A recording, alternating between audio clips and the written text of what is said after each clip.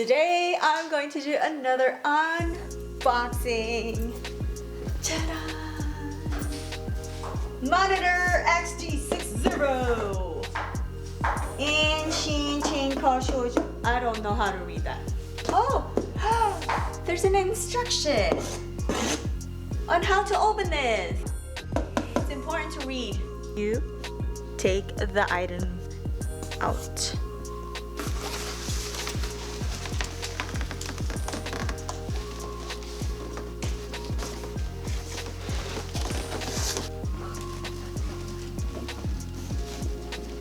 Yoshi!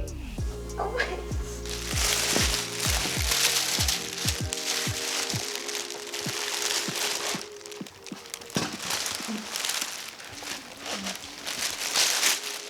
This is brilliant. It's so easy to clean. Oh, this one is like cloth. It's very different from the other material. Wow. Done. Ooh.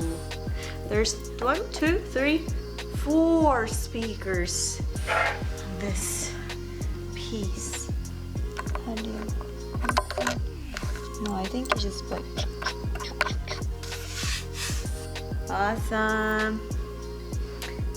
Like it. Not yet. We need to hear the sound. Then we're gonna like it. What's up, y'all? It's Joe Master Lee. And Lulu. Alright, yeah, this is our unboxing and review of the Polk Monitor XT60 Tower speakers. Woo woo. We got these speakers because I was looking for the best value, the best bang for the buck for our speaker system. We decided to go full surround sound, upgraded from a sound bar to dedicated speakers, and Polk is just good value. But Polk has a very wide range of stuff, like their high-end stuff, which is easily triple the price of what we spent here for the XT60. It definitely sound better, and they're definitely are more along the lines of with these other high-end speakers. But there's also budget Polk speakers. There are actually cheaper versions that you can get for even less than 150 bucks. We picked the middle of the road, and the reason why is because XT60 has gotten great reviews. It's been around for a lot longer, and you're going to notice a difference from the low end. So for me, the extra like 50 bucks that you're saving from, you know, going ultra low isn't worth it. Like the towers, there's such a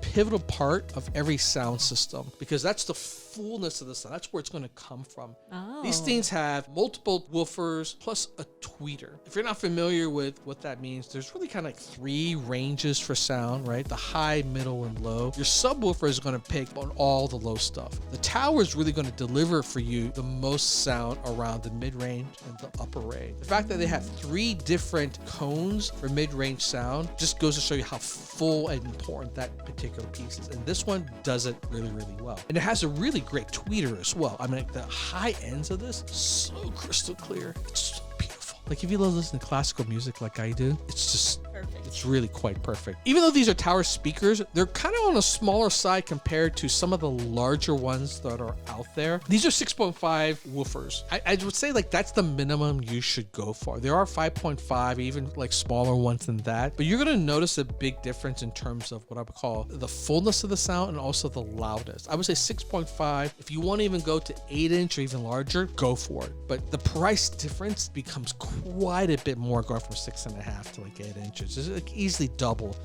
depending on the brand. Can you imagine that 8.5? The 8 or even larger, babe. It is. That's what. If you want to think of an upgrade, you're gonna get your more bang for your buck here. But the cost is a massive jump up. I think our system is so good. Yeah. I would rank it close to a 9 out of 10 overall. Right. So you're gonna just get very incremental difference by going from 6.5 to 8. You might notice it if your room's really large, like bigger than like a 12 by 12 room. Right, then it's better to go higher, exactly. You know. When you look at this thing, actually, even though the front looks very complicated, you can put a grill on, which is nice. I like the grills. It kind of hides the delicate parts, and that's kind of what I like. I like the hiding the delicate parts, so it's all black. You can't see the thing shake. Yeah. You can't touch it by accident. You can't poke it, prod it by accident. Also in a dark room, even though some of these are covered with black, you see enough white around it. Like to me, it's like I just want black around me. Focus my eye just on, exactly, the picture. The backside though is super simple. Doesn't take any power, so there's no power outlet. You literally just plug in the speaker cables, the red one, the black one, and that's it. You're good to go. They're very stable, although I would say that if you have really thick shag carpet, you may want to get a base that you could put it on that is a little wider, because at this particular size, you could still very easily topple over if you knock it. Like if you have it out in the open, kids and whatnot, big dogs, it can be knocked over. That would be my only complaint, is like I kind of wish the base of this thing was bigger than the base of the speaker, just to make it more stable. So about a 4 foot high, it's a good sized tower speaker. So when you're sitting down, you're getting the full range of sound from above your head to below your head. Really nice. I love the speaker. It's my right size for me. I really love the speaker. It's just it looks so slick. Simple. It's a very clean, solid black look. Yeah. I think that comes down to taste, right? Like some people like having their woofers exposed. Yeah. But for me, I just like everything pure black, covered up with the grill, so that you just see black around everything. Like it doesn't stand out when you have the lights down low. So in terms of like what it supports, it does support Aura 3D sound, but you know what? Most people don't use that kind of stuff anymore. It's really not that popular. The Dolby stuff is very popular. Dolby Atmos, this supports it.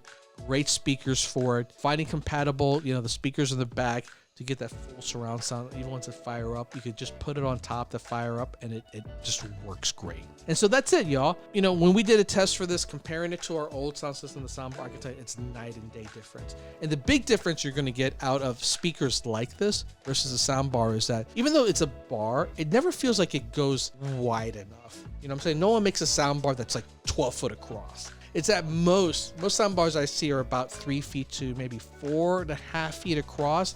So you never really get that full audio go from left to right to left to right, like if things are moving around.